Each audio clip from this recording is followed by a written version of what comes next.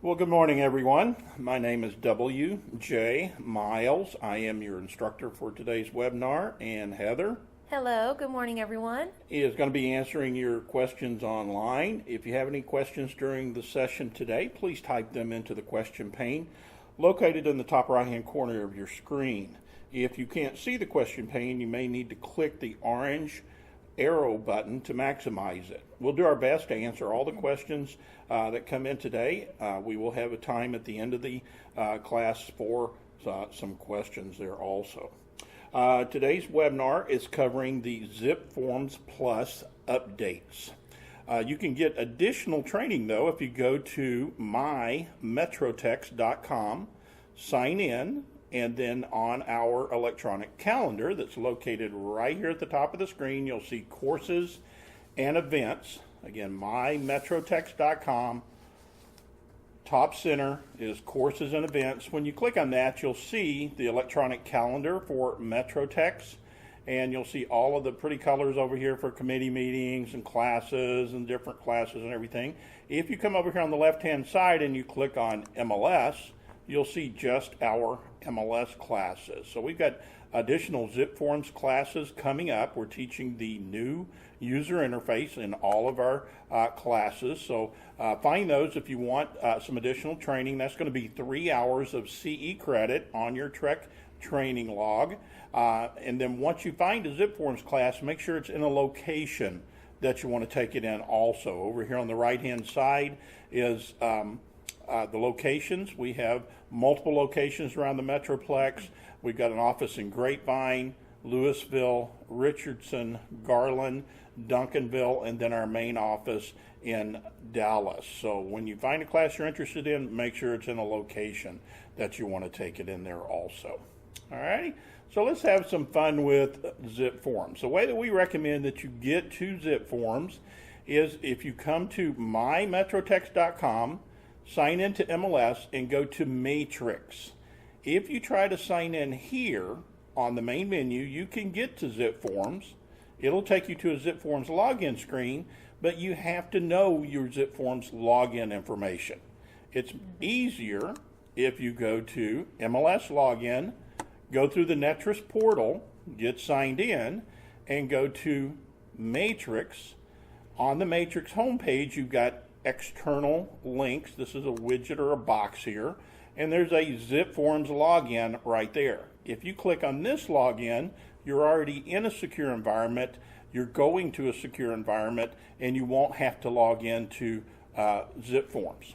Okay? If you go up to links on the top blue bar in Matrix and you scroll down, there's also a ZipForms login here underneath links, and that takes you to the same place. Okay, that's how we recommend you get to ZipForms, is through Matrix. When you click on this link, if it takes you straight to your dashboard, you're good to go. If it takes you to the Texas Association of Realtors, then you haven't set up your account through the Texas Association of Realtors site. You would need to log in there, set up your ZipForms account, and then it will bring you to this page. So if you have any trouble doing that, be sure and call our MLS department at Metrotex at 214-540-2755. We'll be glad to assist you in getting to your ZipForms account. Once you're in the ZipForms account, you're going to hear me refer to the classic version, which we don't have access to any longer. There used to be a button right up here. We could go back to it. Now we're on the new user interface. So if I refer to the classic version today or the old user interface, it's the version that we had before. The new version is not that different. They've just added some additional capabilities here for us. And when you first come in and you see this dashboard, it looks real complicated and is scaring some folks, but it's very easy to understand here. When you're on the dashboard, if you come down to the bottom right-hand corner, there's a green box there that says Guided Help. If you click on that Guided Help and you do Quick Tips, if you're following along, Quick Tips right there, when you click on that, it does a screen overlay of what's on the dashboard here. So the main menu is this bar right across the top. We're going to go from dashboard to transactions to templates all through today here. The top right-hand corner is going to be your account and any notifications that you have. And then it has some new boxes or widgets here on the dashboard. So these different boxes do different functions there for you. If you want to get out of that overlay, you go to the top right-hand corner. There's a big X up here, top right-hand corner. That removes that overlay. They also have a widgets in the dashboard. If you click on that, this is going to tell you what each of the things here on the dashboard do. These are all dependent on you maintaining dates and sales prices and everything on your transactions for it to populate. So if you click on that, it's going to take you to each one of these, and it'll give you a short little 1 or 2 sentence of what that particular box is telling you. So you can always come here, go through this, keep hitting next. It's going to guide you through the dashboard here and what you're seeing on the dashboard. If I keep hitting next here, it eventually is going to get down to the map. Several clicks here. And the map is showing you where you have done transactions at here in the Metroplex. So this is a new feature that wasn't on the classic version. If we hit next again, it's actually going to show you how to search on this map here also. And it's going to have some transaction statuses and things that you could do over here. So this is the major change of the new user interface, is this dashboard being the first thing that you come into. Once you get to transactions, things start looking a lot more like they did before. You've got your main menu, the part of the system that you're in the dark blue, and then once you're in transactions, the things that you can do in transactions are in this light gray toolbar here, and then you can search for transactions, you can filter them, you can sort them and all of that. Also, it brought over the same view that we had before of the icon view, or if you go to this little icon here in the top right-hand corner, there's a list view. Shows you the same transactions, the same information, just a different way of viewing it. So you can switch back and forth between the list view and the icon view just by clicking on that little gadget there. Okay, so we've got transactions. We could create a new transaction. We could import, export, all the same things that we had before we can do in this new user interface. Then we have templates. If you had templates in the old user interface, they've come over to the new user interface and they work exactly the same. You would come in here and create new templates or modify the templates that you have. Task is a transaction management system. They have been making this more robust over the last 6 months to a year or so, where you can add transactions to a task to a transaction. Excuse me, got too many T's there going on. So we got where we can add that, and it's going to remind you to do things on the transactions. You can post them in here related to transaction dates. So the execution date, you got something you need to do after that, or the closing date, you've got something you need to do before that. You can relate the task to the different milestone dates in the transaction. On the contacts here, you can have contacts in ZipForms up here in the ZipForms contacts, or as we're going to see when we go on later on today, you can connect to other contacts when you're going through a transaction. Partners, this is a page that has a lot of different companies here that would like to do business with you. You can come in here and see those and see if they're companies that you do business with. You click on their name there and you're going to go to their home page. So you'll see Top Producer and RPR and all the different companies here that would love to do business with you. Shopping, this is going to show you the different products that you currently have. So you'll see the basic products here, but you can also go in and purchase ZipForms for your mobile devices, and if you need commercial libraries or property management libraries and stuff, you can go in through Shop and purchase those. And then Help. before I forget, I want to show you, they have great help here. If you come to help and you go to support materials, when you come to the support materials here, they've got lots of great training videos here for you on how to use the different parts of the system. So if you wanted to learn more about the transaction management system, you could go there. If you need additional information about how ZipForm Plus works and mobile, all of that, great deals there. And then just one last thing before we jump in. If you go to YouTube and you search for ZipLogic training right here, they have a great YouTube channel. If you scroll down, you'll see ZipLogic's YouTube channel here, and there's lots of great videos here showing you how to use the system, and they've all been updated to the new user interface. Okay, so I'm going to jump back into ZipLogic here and go back to transactions. Just to hit the high points on some of the new things with the transaction. We're not going to go through a total transaction here and everything that you could do, but the new things that are in the transactions. If we go to new underneath transactions to create a new transaction, it's going to pop up. Oops, hello. Transactions, new. There we go. There it is. I wasn't sure where we went there for a second. This new little screen is new to the new user interface here. And we've got new listing, new purchase, new lease, a lease listing, or a quick sign. Quick sign is just, I want to go in here and create a document. I don't want to relate it to a transaction. I just need to do this amendment and get it done type deal. So let's say we wanted to do a new purchase. That's the little dollar bill right here. We click on that new purchase. It's going to pop up, and we're going to go through and create a transaction. So the purchase here, let's say, I don't know, Dak Prescott. Dak Prescott with the Cowboys here is going to be the buyer. And then we're going to do a residential transaction with him. We could use MLS Connect. This is something new in the new user interface. They pushed it way out here on the front screen. So if I wanted to pull information over from Matrix, I could use MLS Connect and pull that information into this transaction. If you have templates already created, you'll see this templates bar. If you don't have templates, I don't think it shows up to you here. But we could apply a template, and let's just do a new purchase template here.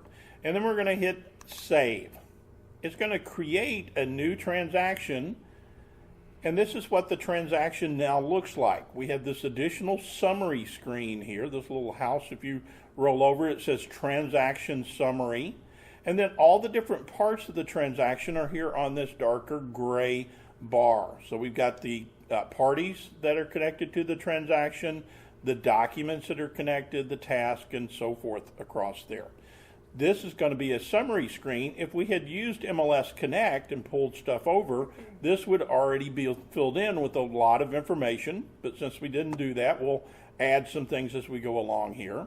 And then if we go to the people, the little people icons there, here on the left-hand side are the roles to the transaction. It's very important to select the role for who you're going to be inputting.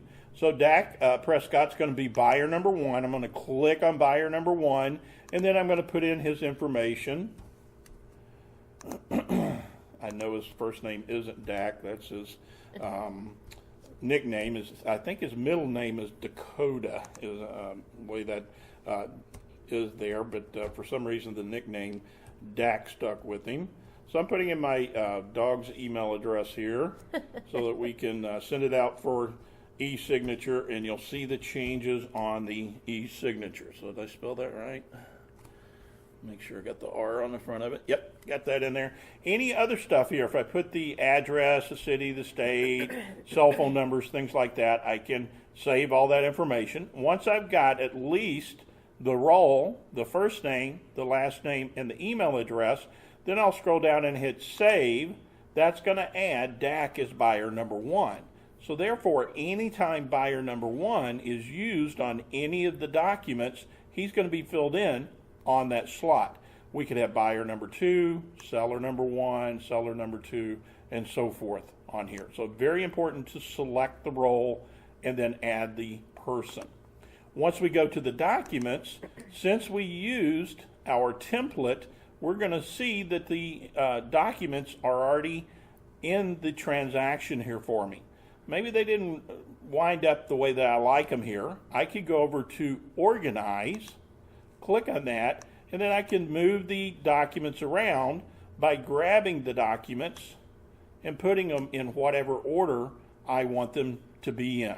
So I've got my IABS, my 1 to 4 family, third-party financing, and then the cover sheet. The cover sheet's a database of all the fields that could be on any of the documents. If you're not familiar with that, be sure and come to our ZipForms class and we'll tell you about how to use that. Now, WJ, I did get a question since you're sitting here looking at a template you added.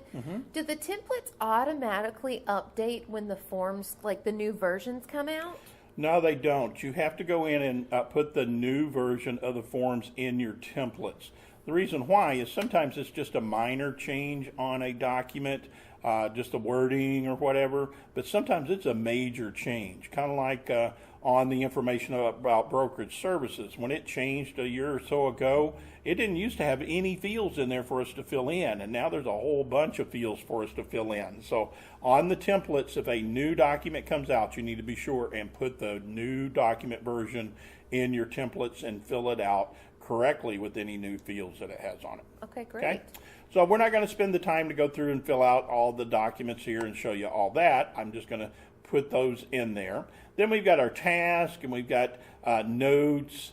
This probably doesn't get highlighted enough about ZipForms. When you're talking with the client and you're giving them instructions or giving them information about the transactions, it's really a great idea to come into this system, create a new note, and record what your conversation was that day. So if there were ever any legal trouble or whatever, you have documented that you did or did not advise them to do something on there. Now, can anybody else see those notes? No, this is in the system just for the agent to see here. Okay? So now that we've got our people and our documents in here, if I go to Documents again, the first thing on the gray bar, and the gray bar is all the different functions you can do with the documents here, is ESign. The ESign they have added some stuff to, so I just want to point that information out to you as we go along. When we hit ESign, hello. Gotta love it when things slow down here. Why is it not moving? Go back. Technical difficulties. Technical difficulties here. So we're in the documents. We click on ESign. Wonderful. Let's go into one of the documents. Why is it not working? Things have come to a stop here, folks. Give me just a second to figure out what's going on. Unless we change the screens, let's get out of ZipForms and come back in. Give me just a second here. We'll get caught up. Hopefully the e-signature process is working, because that's one of the major things we're talking about today. Transactions. Go into the transaction. We're going to go to the documents. Click on ESign. There we go. Finally moved. So the first thing it wants you to do when you're going through the e-signature process is it wants you to create a signature packet. This just looks a little bit different than it did from the old user interface here. So if we click on the plus sign here, it's going to pop up and it wants us to name the e-signature packet. This is going to be on the email that goes out to your client. So make sure you name it something that you would want your clients to see. So maybe this is the first time that I have sent it out to my buyer. So maybe I want to call it the initial signing. Okay? If I could spell, yeah, I think I spelled it right. Then it gives you the option of using two different systems. In all of our classes, we teach how to use ZipLogic Digital Ink because it is built into the ZipForm Plus product. But it also hooks to DocuSign. If you're a DocuSign user, then this would come up as your default if you have it set up here in your preferences. So I'm going to use a ZipLogic Digital Ink. One new thing that it has here is you can choose a folder for the e-signature to come back to here. I'm just going to have it come back to the main folder, but if I had a signings folder already set up in there, or any name that I had there, I could tell it I want it to go to a different folder. And then the next option is select the documents you want to include. If you click on the select the documents, it's going to pop up with the documents here that you could send out for e-signature. So maybe I want to do the information about brokerage services, the 1 to 4 family, and the third-party financing. One thing they have added as new out here is you could also go to an external document to add it. If you click on that, you can browse for a document, and you could drill down on your computer wherever that document is to attach it to this transaction. Okay, so I'm going to go ahead and hit close here once I have selected my documents. When I hit close, notice they're now down here at the bottom of the signature packet with the information connecting them so that I can send them out to my client. Once I've got this filled in on the signature packet, I'm going to hit the next button. And on the next button, it wants you to select the parties. Notice we're going through this little wizard here. The first thing we did was select forms. Now we're selecting parties, and then we're going to go to where the initials and signatures are. And on this sheet here, it doesn't show, on this page, it doesn't show any contacts. The way you add a contact is with this little blue figure right here in the blue circle, little person. You click on there. This is where they have added a lot of new places for you to be able to go and get contacts. If you've already added them to the contacts on this transaction, they'll be under transaction parties. You could go to other service providers here with Top Producer, Google Contacts, Yahoo Contacts, all these different online systems you can connect to, but our contact is in the transaction parties. So I'm going to click on that, and we're going to see Dak Prescott as buyer number 1 here. Again, for e-signature, you need a minimum of first name, last name, role, and email address. If I had failed to put his email address on there and I put a check mark there, it's going to highlight, hey, I need this to be able to send this out. So I'm going to put a check mark next to Dak's name, and notice he shows up on the list behind here. If I had a buyer number 2 or someone else I needed to send it to for signature, I could select them at the same time. When I hit close, it's going to say, okay, Dak Prescott at this email address is going to receive an invitation to sign the documents. One thing that they have added, or made a little bit more prominent, I guess is the right way to say it, is this security option. They have what they call an SMS authentication, and there's a $sign behind it there. If you choose to do this, you're going to pay $5 for this additional step to have your client approve with a text message that they received this. We would recommend you don't do this, okay? And the way you get around it is once you got your clients here and they're ready to go, you hit next, it's going to pop up and it has this additional deal. Hey, add this security here. It says it's $5 per transaction there. If you hit the learn more, you could set it up and all that. This is a perfectly legal electronic signature. This is not something you have to do, okay? So if ZipForms is listening, please take this out. So no thanks. Once we click on that, it's going to take us to the documents that are attached to this transaction or this e-signature packet that we're sending out, and it's going to look very similar to the way it did in the classic user interface here. You're going to see the documents, or the forms, I should refer to them. They're not documents until they're signed. They're forms. And if they were created in the system here, they're already going to have the initials and the dates and the signatures, everything already set up because they came from the library as forms. They're all set up and ready for us to go. If this was a PDF file and we needed to add signatures or initials, anything of these functions over here, we would just drag and drop those out wherever they need to go. Just very simple here. This is something that I think is dramatically improved from the old user interface or the classic user interface to the new user interface here. It seems to work much more smoothly and easier to use. Once you've got all of the initials and signatures ready to go, then you're going to hit send. And when you hit send, this is going to send an invitation to your client that whatever you name that signature packet is going to show up right here. So that's the reason I said name it something that you want your clients to see. And then it's got the generic text down here. You could change it to say whatever you need to, or you can leave it with whatever it has right there. So then we'll hit the send.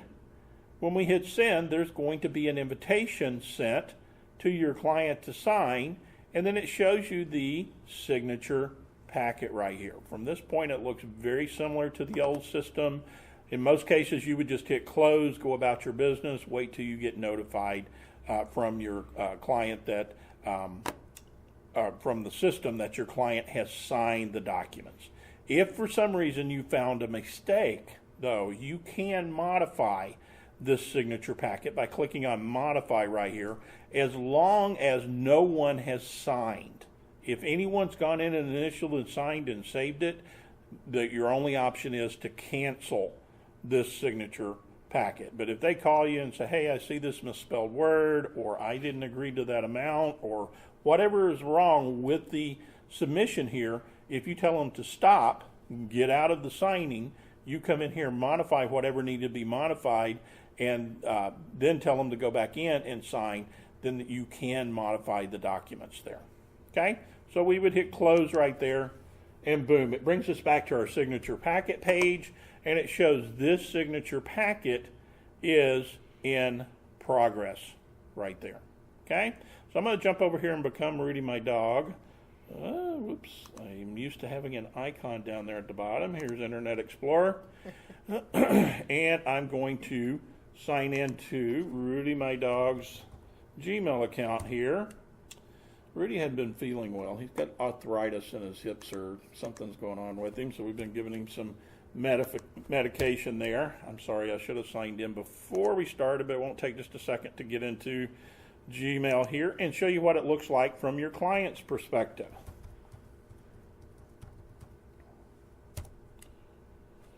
And put the password in here, and hopefully it won't go through the whole rigmarole of signing in on a different computer here. There we go. Google's Gmail's pretty secure these days. So right here it says we're at 10:25 a.m. and here the email came from ZipLogic Digital Inc. Doesn't come from you, it comes from ZipLogic Digital Inc. And then it has your documents are ready for review, and that whatever you named it shows up right behind that. So that's the initial signing that I was saying your clients would see. They click on that, and boom, this is the email that they're going to see with the generic text. It calls them by name, and then they're going to hit the sign documents here.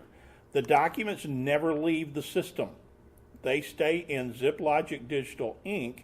Everybody comes into the system to sign them. This is also a new thing that was added with the new user interface. They're trying to get your clients to sign up for Zip Community. I think in the past this has been called Zip Connect. It's a way for you to video share. You can do video calls, you can share your computer screens, everything along that line.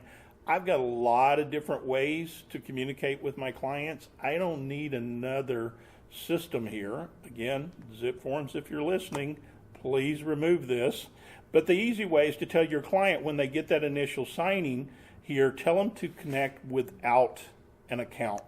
When they click on that, the signing for your clients is almost identical as to what it was in the old system there.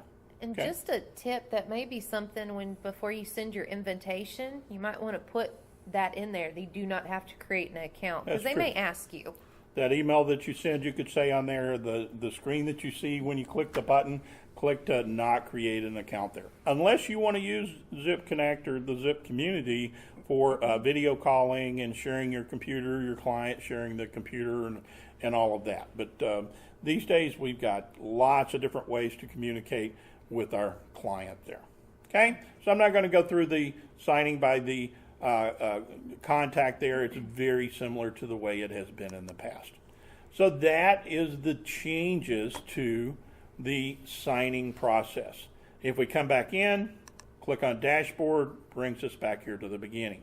And then on the dashboard here, all of these things updating depend on you maintaining your transactions. By maintaining, I mean putting in the dates. If we go to transactions here, we go to that transaction we just created here.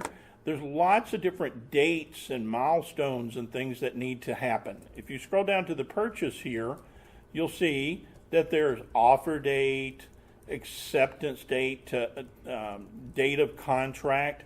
Our execution date is going to be the date of contract there. So if you input it on one of the documents, it'll show here, or you can hit that little pencil, come to the date of contract. Any calendar field that you click on in ZipForms will bring up this calendar here. So let's say our execution date was last Friday. It would fill in the date there. The offer date would be the date that you sent the offer over. So maybe we sent it over on the 3rd or whatever. The purchase price, all of that. Maintaining all these different dates and fields is what's going to make this dashboard fill in correctly here. Okay, so if I scroll back up and I go to the dashboard, all these active properties and transactions and how much commission have you earned, your quarterly sales, closed transactions, all of that depend on you maintaining the dates and the statuses of the transactions. So if we go back to transactions, click on the same one here. While you're in the transaction, there's a status right here in the top center. When you click on that, you've got active, inactive, pending, closed, all these different statuses here. Hopefully you won't have very many fall through, but there is a deal on the dashboard to show how many you've had fall through. So once this transaction is closed, it's going to pop up and say, okay, what was the closing date? Because I didn't have it on there. It's reminding you to put it on there. Let's say we close today on it and hit OK. It's telling you how long it's going to be retained here. Notice it goes 7 years out into the future now. So all the transactions in ZipForms, instead of being the 4 years that it used to be with TAR, are now retained for 7 years out into the future. So we hit OK. It's going to show that transaction is closed. Now when we go back to the dashboard, some of these things would update based on that transaction being closed there. So closed transactions, you can hit this little report button and it would show you closed transactions. And if we do, that has not updated yet. That report hasn't updated yet. It should show that one closed transaction there, or hit run report. Okay, so to maintain this dashboard and have it show everything that you want it to show, you have to go in and maintain those transactions. Okay, so I've seen you typing. Do you have any questions over there? Yes, I actually got one very specific question. It says, I've had to type an executed date on the contract. I've not seen where I would be able to auto-populate it like DocuSign.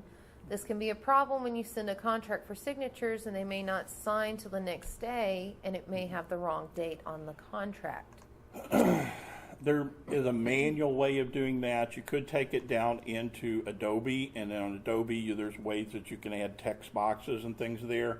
One way that I have found here that you can do it though, if we go back to transactions, we go to this transaction and we go back to ESign. We're going to send a document out for e-signature again. So let's just do this 1 to 4 family, since that's where the execution is there. And let's say we're going to send it out for e-signature. When we send it out for e-signature, we've got it selected here. One of the things that you can do in e-signature is place a date. So I'm just going through this pretty quickly here to get it out to the point where we would put that date. Okay, so this is going to be the 1 to 4 family residential. I think it's page 7 or 8. Where's the execution at here? If I come down to the execution date right there, This little date right here is connected to that signature. Also, if you have an initial right there, if you click on the little gear above that initial, you can tell that you want to include a date. See that? That can go anywhere it needs to go on that document. So if we add an initial or signature, and they're the last person to sign this, and once they sign it, it's executed, you can take that date and put it right there in the execution box. Now, it doesn't fill it out exactly right, but it does stamp a date and time in there, a date, month, day, year in there, so that would execute the document when the last person signs that. So that's an automated way of doing it, as long as you have a initial or signature that needs to be put on there. Okay. The other way is to download the PDF file to Adobe and then use Adobe to execute it, or you could handwrite it in there, scan it, and upload it to the transaction. So several different ways to do it there. Okay. Other questions? I did have one more question. I have a person on here, she says, my clients say they don't ever get a PDF document of what they signed after they're done. Is there a button or something I'm missing, or is there a way for me to send that completed file?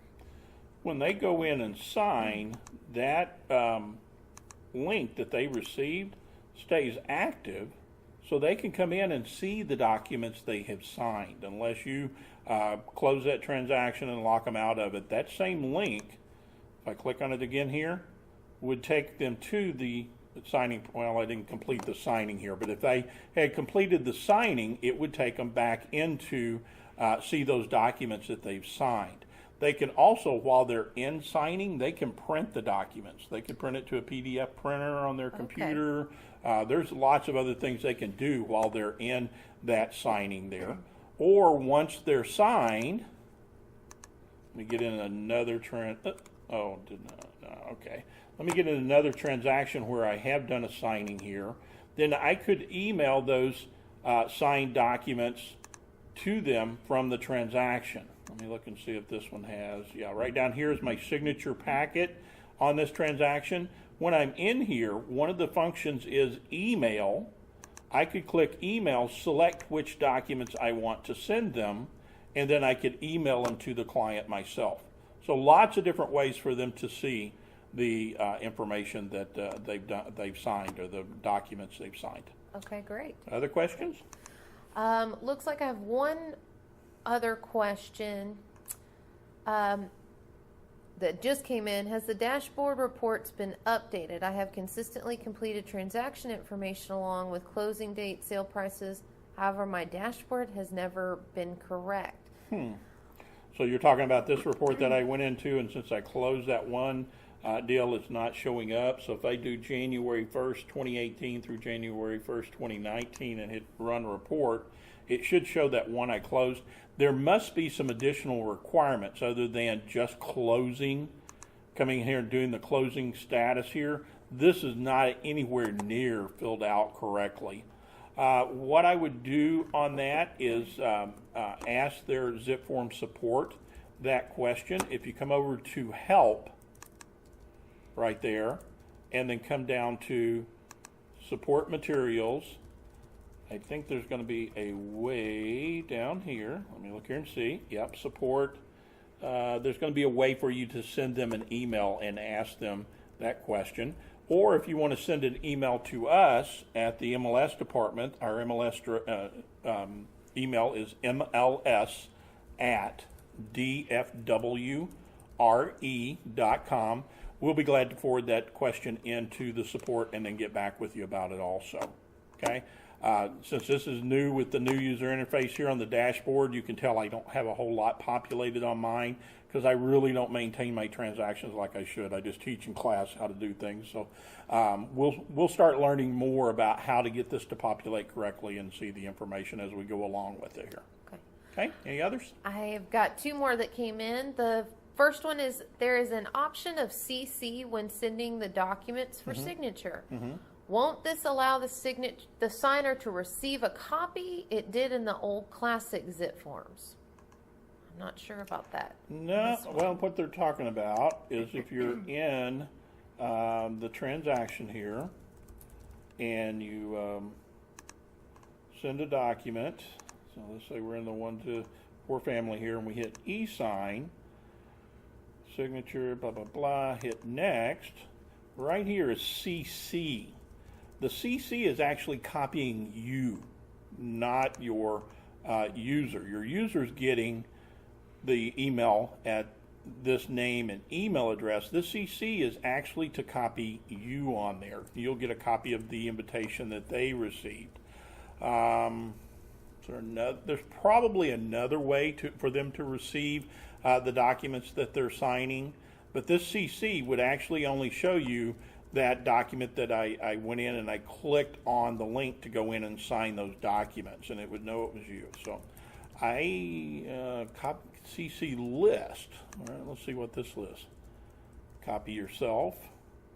I guess you could add another person right here also if you wanted to copy them. But this, I don't think this is going to CC them on the documents that are going out, but I have never tried it. If it does, then it's something I don't know how to do there. Okay. Okay? Somebody would like to see how can you create a folder to organize your documents. Okay, good question. In a transaction, when you create documents, you send them out for signature. We're going to get in the transactions here. You can get a whole lot of different versions of the same document in there. I've got the initial ones that were created when I filled in the information, then I send it out and my buyer signed it, then I send it over to the listing agent and their client signs it and it comes back. I could have a whole bunch of different versions. So while I'm in the documents of a transaction here, and again, that's the documents icon on the dark gray bar, there is add a folder. Add a folder. When we click on add a folder, it wants us to give that folder a name. So maybe you have documents that you need to turn into your office. So maybe I want an office docs folder. So I could name that office docs, hit OK. Oops, I've already done it in this one. There it is down there. Okay. In this play transaction here, I've already got an office docs folder. Then I could put documents in that folder by dragging and dropping them. I can do it several different ways. Notice we have a main folder here on the left-hand side. Then we have an initial signing folder. That's where my documents where I sent out for e-signature. And then I have my office docs. So if I'm in that main folder, I come down to initial signings. Maybe I need this 1 to 4 family right here to be in the office docs. If I drag it over to the left-hand side, and it's hard to see, but when you get over that, that kind of turns a little bit blue. And when you are over it and you drop it, it disappears from here. But now if I go to Office Docs, it's now in Office Docs. Or if I want to put it in the main folder, I come up to main folder, cover it up, drop it. It disappears from Office Docs, but now when I click on the main folder, it's now out on the main folder. I can do the same thing here in the main folder. If I need to move this document to one of these other folders, I hold down on it, I drag it down. Once I roll over a folder, you'll see it's selected there. I drop it and it falls into that folder.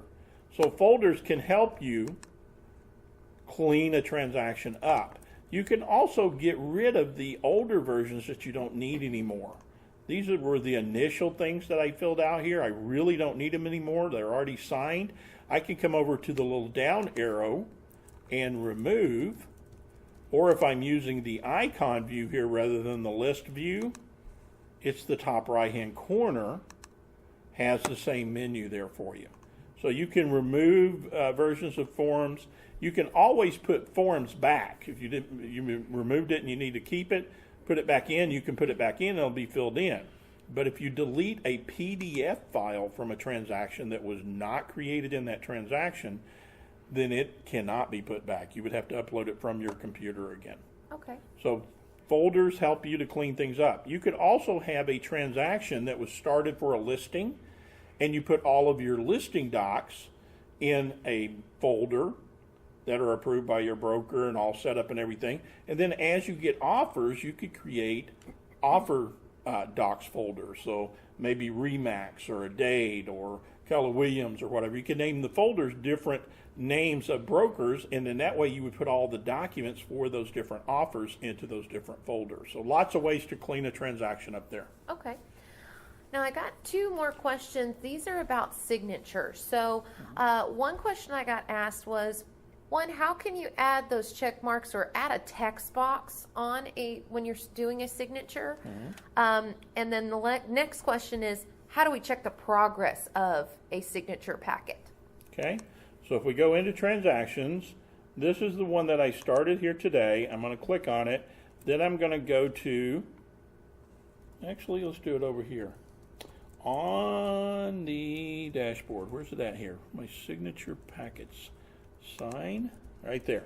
Okay, so what I was looking for here on the transaction I'm in, and I'm on the summary page, notice this new little icon here that looks like the old-fashioned pins, whatever they were called, where they pulled the ink up in there. I can't remember the name of it. When you click on it, it's going to show all of your signings here. So your first indication of the status is the little corner right here. So that one is in progress. That means it's been sent out to my client to sign. Notice this one has been started, but it hasn't been completed. It doesn't have any color at all. Once they sign it, that's going to turn green. I think it has a check mark in it, but I know the circle's green right there. So that's your initial indication there. If you go into the signature packet, you can view the details. Signature packet, view the details. This is going to show you the details of this, and it would show you right here that your signer has action required, or if they've completed signing, that would be green again there, and you would see it. If you had more than one person on the signature packet, you would see one of them had completed it, and the other one still had actions required there. So several different ways to see what's going on there. Also, you get email notifications when each of these things happen. So by those emails, you would see John Doe has signed, but you're waiting for Jane Doe to sign. Until Jane Doe signs, you won't get a notification from the system that Jane Doe has signed. So the system steps you through and advises you or notifies you as each of those different things happen there. Okay? Great questions. Other questions? Let's see. Okay, because I know we didn't get a chance to see where you create a new template. Somebody just wants you to show them how to get one started. Okay, so transactions, you've got these things on the light gray bar you can do. If you go to templates, very similar, but you can't do as many things with templates that you can with transactions. So you would click on the dark blue bar, templates. You've got it highlighted there in light green, and then there's new. You hit the new right there. It's like you're creating a transaction, but you're creating a template. So you don't put anything in a template that's specific to a transaction. You put the documents in there, the task, the people, or not many people in task, but are in a template, but you might have a title company you want to do business with all the time you want to add or whatever. So you would go through and create that template and put the generic information in there. You can even go into the documents. Let me open up one here for new purchase. You can go into the documents and fill in what is the same each time you fill that document out. So in this 1 to 4 family, I don't know the parties, I don't know the property, I don't know the amount we're doing, but 9 times out of 10, I need the third-party financing addendum attached. If I use the same title company, I could fill the title company out that I use the majority of the time here. If it changes, I can always backspace over that. If we ask for the seller to pay for the title policy, I could go ahead and put a check mark there. So anything in the form here that stays the same from transaction to transaction, I could go ahead and fill it out. Like if we always ask for a residential service contract, maybe I want to go ahead and put $550 in there so that I don't forget to put it in. If it changes, I can always backspace over that on the transaction that it changed on. So you can fill the templates out here, put the documents in that are in that transaction. So when I hit save here, I save whatever I typed in that document. If I hit back, it's now filled into this template.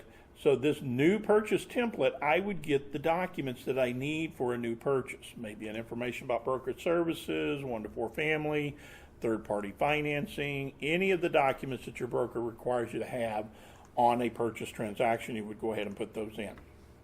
Okay? So templates, new is how you start. Perfect. And then the one question we were asking about signature, looks like we may have missed on how to add a text box. Okay. To a form. Let's go back to transactions here. Let's go to this one. And it's on the bar on the right-hand side. So if I go back to signature packets, I get into this one that's in progress. I go to, how do I get back in this one? View details. I'm going to modify. I'm just getting back into a signature packet I already have created here. When you're on this document, and this is just a sample doc that we use for class here, you can add initials and signatures, text boxes, check boxes. This ACK and agree down here, those are for things that you just want to make sure that they've seen, like the lead-based paint addendum. There's not addendum, pamphlet. There's not a place for them to sign, but you want them to confirm that they see it over here. So if we wanted to add a text box, let's say right down here, I need to put something, some instructions or something to my client here, or fill some information in this document, I would do the exact same thing that I do with the initials and signatures. I go to the left, hold down, pull it out, drop it in place. Okay? You can size it to be whatever size you need with that corner. I can have it short and thin, I can have it big and tall, whatever size I want it to be in there. You can't type directly in there. You can go to the gear, however, the top right hand corner, click on the gear, it's going to pop up and says, okay, this is the label.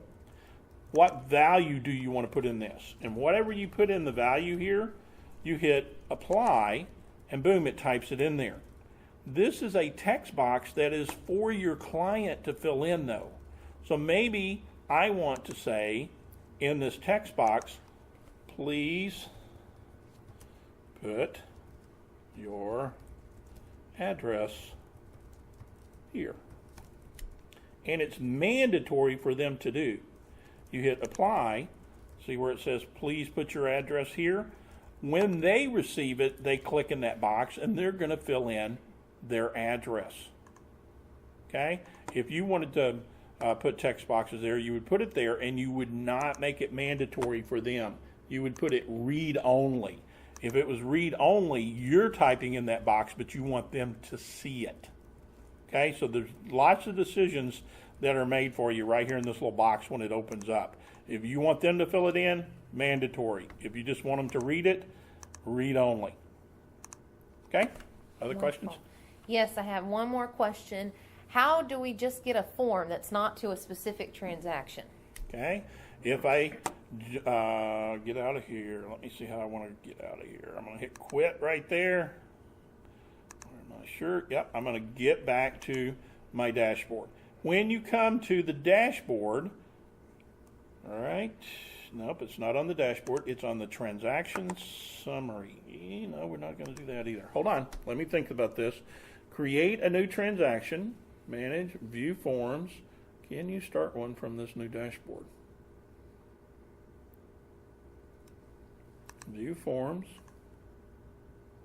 There's your forms. Oops, hold on. I don't want to cancel the deal here, and there's things overlaying where I need to get. There we go. Can you grab a document from here? This is not the way I use the system. Going in and just grabbing a form is not related to a transaction. I would always relate it to a transaction, but I know there's a way to do it here. If we come here, a new view forms. That's where I was.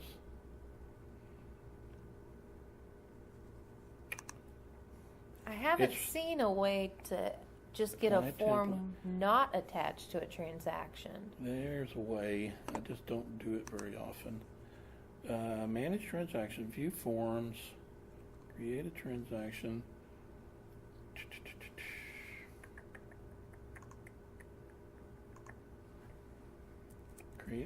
Everything is related to doing a transaction, but there is a way to send just a form. The old user interface had a deal where you could fill in a document without connecting it to a transaction. They really don't recommend that. They recommend that you do everything related to a transaction. But I know I have seen it here. It's just I don't do it very often, so I'm not seeing that.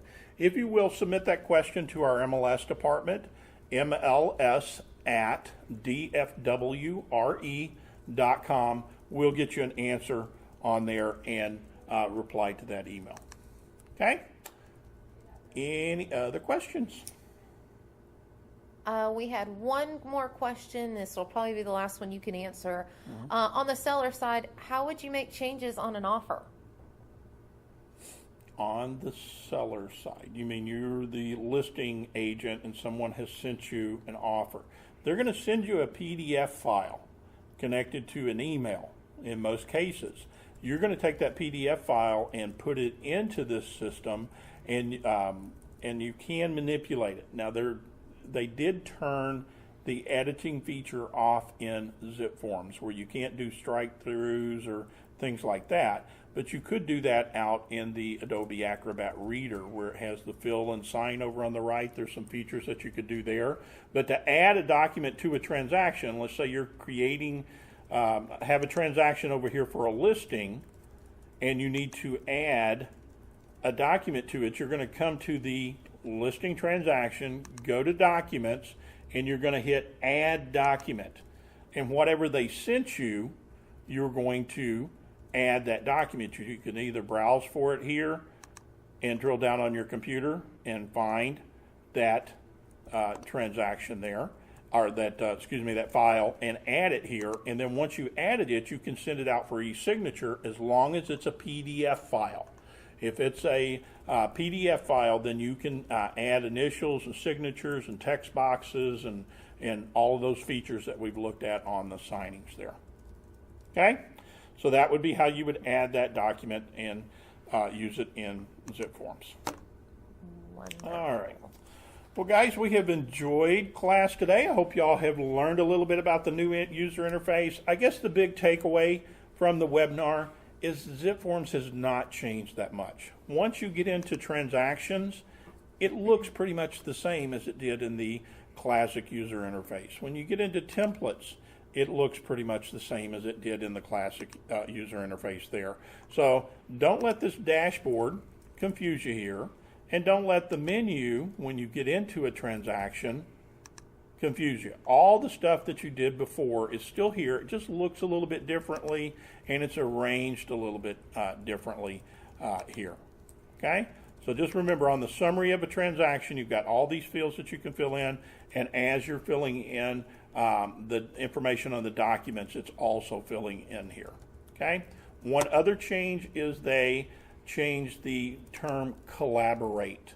Collaborate is now called sharing. We teach you in class how to collaborate with a client, fill out a seller's disclosure or a